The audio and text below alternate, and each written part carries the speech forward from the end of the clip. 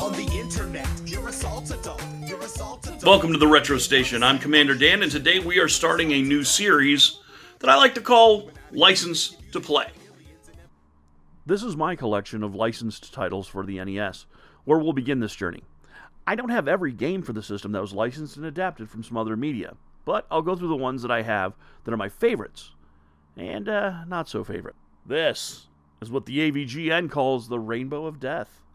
This logo also, however, is what Matt Ezero, aka Cygnus Destroyer, defends as the LGN Defender.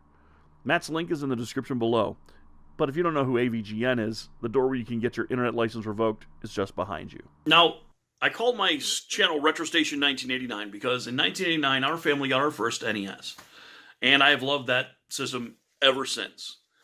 So, our family had one ground rule, however, and it was when you want a new game, you gotta beat the old game. My love for licensed titles means that I've played through most of the games you've seen here a lot. So when I give you an opinion on something that's licensed, trust me when I say I have spent hours in these games to give you the best opinion I can about if you're ever interested in getting something from the NES, which is where we're starting our journey. You can come to me and ask, hey, is this game any good? And I'll tell you, yes or no. But first, a few ground rules. First, no sports games. Not that I don't have some. I do. I've got a couple Olympics games and a couple golf games. Everyone's got bases loaded, but those games are kind of just. I don't really play a lot of sports games, and you tend to not get really burned on those, and they require more than one player, so those are out, including wrestling games. But that's because I'm going to do a whole series on the NES's wrestling titles, and I'm also going to do a tiered list to let you know what I think are the best wrestling games on the NES. With one exception. I think I may add one to this list just in case, to fill it out. Though, you'll be able to see that I have plenty to work with, okay?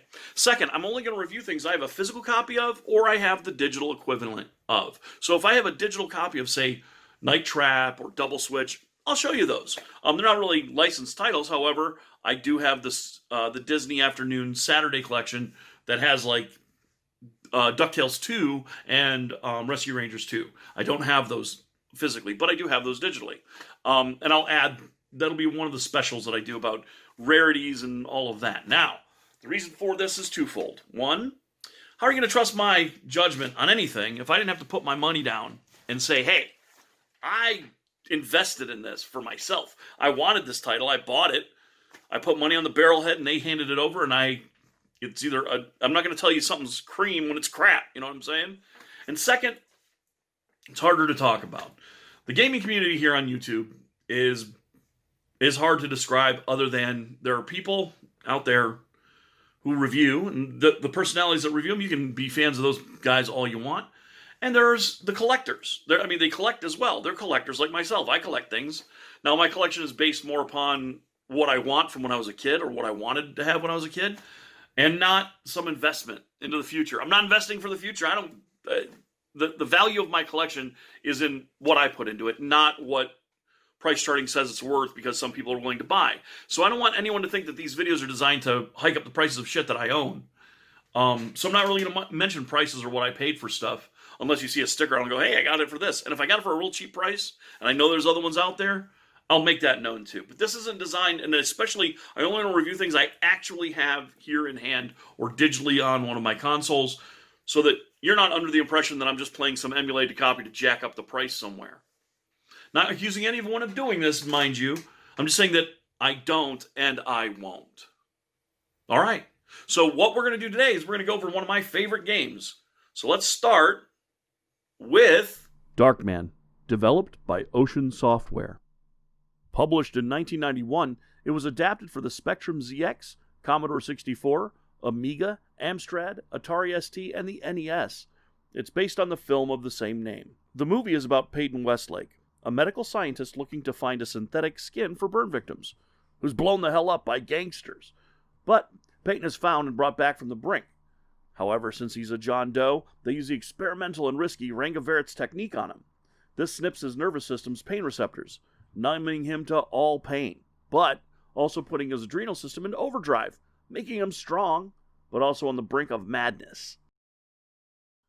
Peyton, looking like a cross between the Phantom of the Opera, the Shadow, And a burnt chicken wing goes on an ultra-violent rampage in an R-rated superhero movie in the vein of Batman and the Shadow, in hopes to find a cure for his monstrous form and to get back the lady he loves. It's an action-packed horror superhero hybrid that is just classic. And because Nintendo loves taking R-rated properties and making them kid-friendly, we get this. So, here's Darkman. Is this game good? Well, that depends. I like the game, because I love the movie.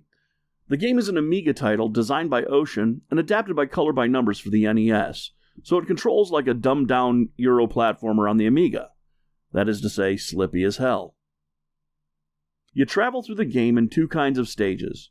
Darkman going through multi-stage action levels where he punches and kicks the mobster goons and handles like a grocery cart with all the wheels coated in axle grease, and the photo stages where he snaps pics of a gangster to make a mask. The more snaps you get of the villain, the more time you'll have to complete the following action stage.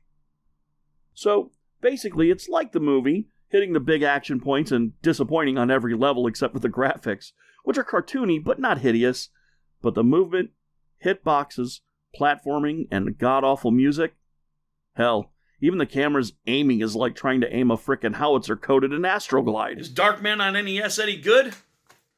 Do we have a license to play here or what? Yeah! Heck yeah!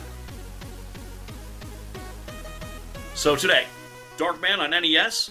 Hell yeah, it has a license to play. If you like the flick, pick it up, but be aware that the controls are bad, the music's awful, but it is a license that if you like the license, it does live up in the graphics department. And it's once you get used to like the terribleness of it, you'll play it and you'll like it. You probably won't. I don't really love it, but I love the fact that I have a game that has Darkman in it. I love Darkman that much. So, and more than anything else, remember, you want to like and subscribe to the channel when you want to know these new episodes come out. It's once a week. It's going to be once a week, every Monday morning. If you want that, you're going to want to hit that bell. It'll tell you right away.